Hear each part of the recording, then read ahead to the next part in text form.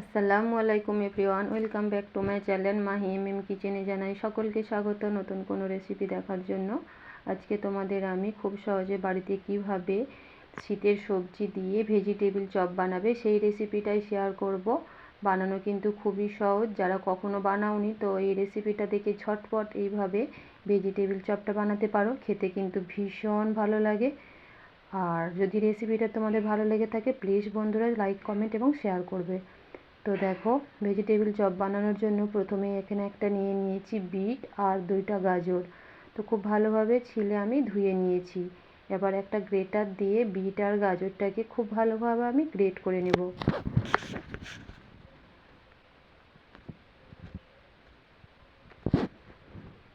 তো দেখো, বিট আর গাজরটাকে আমি কিন্তু খুব ভালোভাবে গ্রেট করে নিয়েছি। এবার এক সাইডে রেখে আমি ভেজিটেবিল চপের জন্য একটা গুঁড়ো মশলা রেডি করে নেব। তার জন্য প্যানের মধ্যে দিয়ে দিচ্ছি আমি 1 টিস্পুনের মতো গোটা জিরে,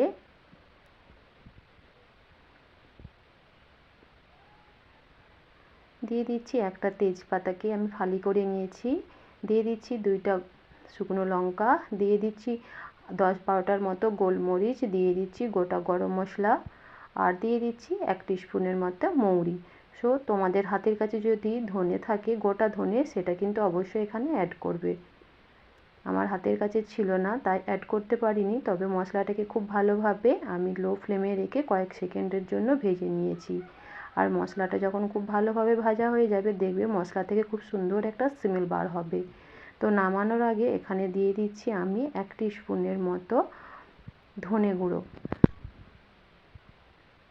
তো এটাকে দিয়েও খুব ভালোভাবে আমি নেড়ে চেড়ে মশলাটা নামিয়ে ঠান্ডা করে আমি একটা ব্লেন্ডারের মধ্যে দিয়ে খুব ভালোভাবে গুঁড়ো করে নেব। তো দেখো, ওই প্যানের মধ্যেই দিয়ে দিলাম আমি পরিমাণ মতো তেল। তেলটা যখন খুব ভালোভাবে গরম হয়ে যাবে দিয়ে দিচ্ছি 1 মুঠোর মতো চীনাবাদাম। অবশ্যই কিন্তু চীনাবাদামটা দেওয়ার চেষ্টা করবে, তাহলে কিন্তু ভেজিটেবিল চপের টেস্টটা ভালো হবে। দেখো, চীনাবাদামটাকেও খুব ভালোভাবে ভেজে আমি তুলে নিচ্ছি। ওই তেলের মধ্যেই দিয়ে দিলাম আমি 1 টিস্পুনের মতো পাঁচফোড়ন, দিয়ে দিলাম 2টা কাঁচা শুকনো লঙ্কা মরিচ, দিয়ে কয়েক সেকেন্ড নেড়ে চেড়ে নিলাম। তার মধ্যে দিয়ে দিলাম গ্রেট করে রাখা আদা আর 2টা কাঁচা লঙ্কাকে আমি ছোট ছোট করে কেটে রেখেছিলাম, সেটাকেও ফোড়নের মধ্যে দিয়ে কয়েক সেকেন্ডের জন্য ভেজে নেব। তো দেখো, সমস্ত কিছু খুব ভালোভাবে ভেজে নিয়ে এবার আগে থেকে গ্রেট করে রাখা বিট আর গাজর সেটাও দিয়ে দিলাম, দিয়ে খুব ভালোভাবে নেড়ে চেড়ে মিশিয়ে নিচ্ছি। আর দিয়ে দেবো এখানে স্বাদ মতো নুন, দিয়ে খুব ভালোভাবে আমি মেখে নিয়েছি। এবার দিয়ে দেব 1/2 টিস্পুনের মতো হলুদ গুঁড়ো, 1/2 টিস্পুনের মতো লাল লঙ্কা গুঁড়ো, 1/2 টিস্পুনের মতো ধনে গুঁড়ো, 1/2 টিস্পুনের মতো জিরে গুঁড়ো। এটাকে দিয়েও খুব ভালোভাবে সবজির সঙ্গে কয়েক মিনিটের মধ্যে আমি কষিয়ে নেব। তার সঙ্গে দিয়ে দিচ্ছি বেশ কিছুটা পরিমাণ মটরশুঁটি। ফ্রেশ মটরশুঁটিটা আমি এখানে ব্যবহার করেছি, তাই আগে দিয়ে দিলাম যাতে খুব সুন্দরভাবে সেদ্ধ হয়ে যায়। তো খুব ভালোভাবে নেড়ে চেড়ে মিশিয়ে এবার আমি ঢাকা দিয়ে সবজিটাকে সেদ্ধ করে নেব খুব ভালোভাবে হওয়া পর্যন্ত।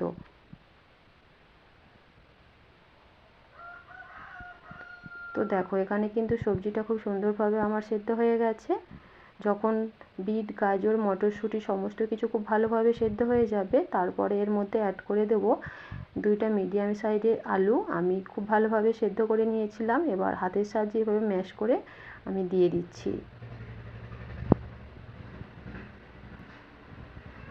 তো আলুটাকে দিয়েও কিন্তু খুব ভালোভাবে সমস্ত কিছু উপকরণের সঙ্গে 3 থেকে 4 মিনিটের মতো ভেজে নিতে হবে। অবশ্যই ভালোভাবে ভেজে নেবে, তাহলে কিন্তু পুরের টেস্টটা ভীষণ ভালো হবে। তো ভাজা হয়ে গেলে এর মধ্যে দিয়ে দিচ্ছি আগে থেকে ভেজে রাখা চীনাবাদাম, দিয়ে দিচ্ছি ভেজে রাখা মশলা, যেই মশলাটা আমি বানালাম প্রথমেই সেটা দিয়ে দিলাম 2 চামচ পরিমাণ, দিয়ে খুব ভালোভাবে আলুর সঙ্গে একটু সময় নিয়ে ভেজে নিচ্ছি। দেখো, এখানে কিন্তু পুরটা অবশ্যই 3 থেকে 4 মিনিটের সময় নিয়ে একটু ভেজে নেবে, তাহলে কিন্তু ভেজিটেবিল চপটা খেতে ভীষণ ভালো লাগবে। তো সমস্ত কিছু যখন খুব ভালোভাবে ভাজা হয়ে যাবে তখন এর মধ্যে দিয়ে দিচ্ছি আমি 1 টিস্পুনের মতো চিনি। তো চিনিটা তো দিতেই হবে, ভেজিটেবিল চপ যেহেতু একটু মিষ্টি মিষ্টি হয় তো চিনিটা আমি অ্যাড করলাম। চিনিটা দিয়েও খুব ভালোভাবে নেড়ে চেড়ে মিশিয়ে নিলাম। তো পুরটা কিন্তু আমার রেডি হয়ে গেছে। নামানোর আগে আমি দিয়ে দিচ্ছি 1 টিস্পুনের মতো আমচুর পাউডার। অবশ্যই থাকলে হাতের কাছে দেবে, আর যদি না থাকে সেক্ষেত্রে কিন্তু এখানে অল্প একটু লেবুর রস অ্যাড করতে পারো, এতে টেস্টটা কিন্তু ভালো হবে। আর নামানোর আগে দিয়ে দিলাম বেশ কিছুটা পরিমাণ ধনেপাতা। ধনেপাতা দিয়ে ভালোভাবে নেড়েচেড়ে মিশিয়ে আমি পুরটাকে নামিয়ে নিচ্ছি। তো পুরটাকে নামিয়ে ভালোভাবে ঠান্ডা করে নেব।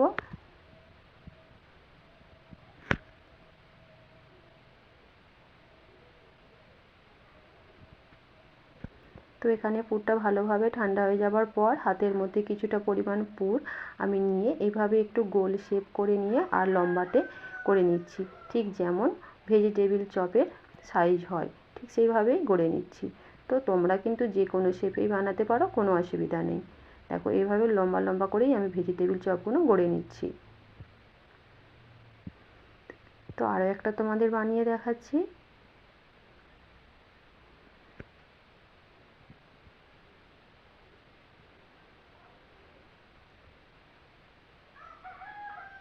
তো একইভাবে কিন্তু সমস্ত চপগুলো আমি গড়ে নিয়েছি।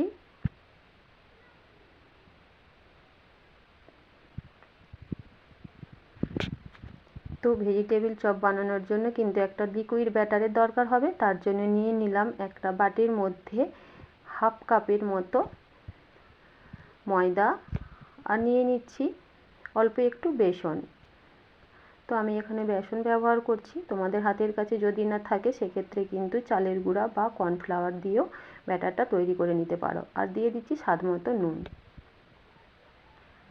এবার অল্প অল্প করে পানি দিয়ে একটা ব্যাটার তৈরি করে নেব। তবে ব্যাটারটা খুব বেশি ঘন করব না, আবার খুব বেশি পাতলাও করব না, অল্প অল্প করে দেব। আর এভাবে একটু হ্যান্ড উইস্কের সাহায্যে মিক্স করে নেব। তো দেখো এখানে ব্যাটারটা কিন্তু খুব সুন্দরভাবে আমার রেডি হয়ে গেছে। আর একটা প্লেটের মধ্যে নিয়ে নিয়েছি টোস্ট বিস্কুটের গুঁড়ো।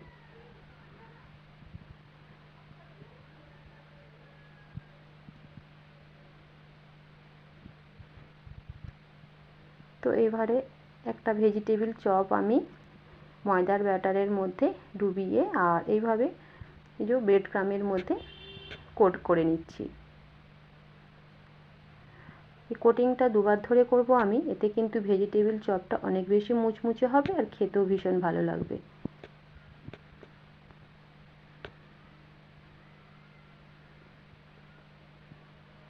দেখো ঠিক এইভাবে একটু হাত দিয়ে চেপে চেপে কোটটা করে নেবে, তাহলে না হলে কিন্তু তেলে ভাজার সময় এই যে ওপরের কোটিংটা খুলে যাবে। আর একটা তোমাদের বানিয়ে দেখাচ্ছি। প্রথমে এই যে এইভাবে ময়দার গলার মধ্যে একটু ডুবিয়ে নিলাম, তারপরে এই যে ব্রেড ক্রাম্ব বা টোস্ট বিস্কুটের গুঁড়োর মধ্যে এইভাবে একটু কোট করে নিচ্ছি। আবারও ডোবাবো। তো যে হাত দিয়ে লিকুইড ব্যাটারের মধ্যে এই যে ডোবাবে সেই হাত দিয়ে কিন্তু কোটিংটা করতে যাবে না, তাহলে কিন্তু কোটিংটা ভালো হবে না আর টোস্ট বিস্কুটের গুঁড়োটাও ভিজে যাবে। তো যাই হোক এইভাবে আমি কোটিংটা করে নিলাম, আর হাত দিয়ে চেপে চেপে একটু কোটটা করবে, তাহলে কিন্তু খুব সুন্দরভাবে কোটিংটা তৈরি হবে আর তেলে ভাজার সময় কিন্তু কোটিংটা খুলে যাবে না। তো যাই হোক এইভাবে কিন্তু সমস্ত চপগুলো আমি করে নিয়েছি। এবার চলে যাব চুলায়। তো এদিকে দেখো চপগুলো ভাজার জন্য পরিমাণ মতো তেল কিন্তু আমি খুব ভালোভাবে গরম করে নিয়েছি। গরম তেলের মধ্যে একটা একটা চপ এইভাবে ছেড়ে দিয়ে মিডিয়াম ফ্লেমে রেখে আমি চপটাকে উল্টে পাল্টে খুব সুন্দর করে ভেজে নেব। গোল্ডেন ব্রাউন করে ভাজবো আর মিডিয়াম ফ্লেমে রেখেই ভাজবে, তাতে কিন্তু চপগুলো অনেক বেশি মুচমুচে হবে। লো ফ্লেমে রেখে একদমই ভাজতে যাবে না, তাহলে কিন্তু চপগুলো অনেক বেশি তেল টানবে আর মুচমুচেও তৈরি হবে না। তো যাই হোক এইভাবে কিন্তু সমস্ত চপগুলো আমি ভেজে নিচ্ছি।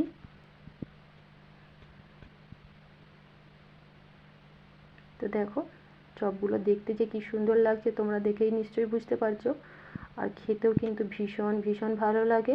অবশ্যই একবার এইভাবে ট্রাই করো। তো সমস্ত চপগুলোই আমার এখানে ভাজা হয়ে গেছে। ওপর থেকে একটু বিট নুন ছড়িয়ে দিলাম। একটা চপ তোমাদের আমি দেখাচ্ছি, একদম গরম গরম চপ, শীতের সন্ধ্যায় জাস্ট জমে যাবে। একবার হলেও এভাবে বাড়িতে বানিয়ে দেখতে পারো। তো আজকের রেসিপি যদি তোমাদের ভালো লেগে থাকে প্লিজ বন্ধুরা লাইক কমেন্ট এবং শেয়ার করবে। আর চ্যানেলটা সাবস্ক্রাইব করে পাশে থাকা বেল আইকনটি ক্লিক করে দেবে। আজ তাহলে এই পর্যন্তই। আল্লাহ হাফেজ।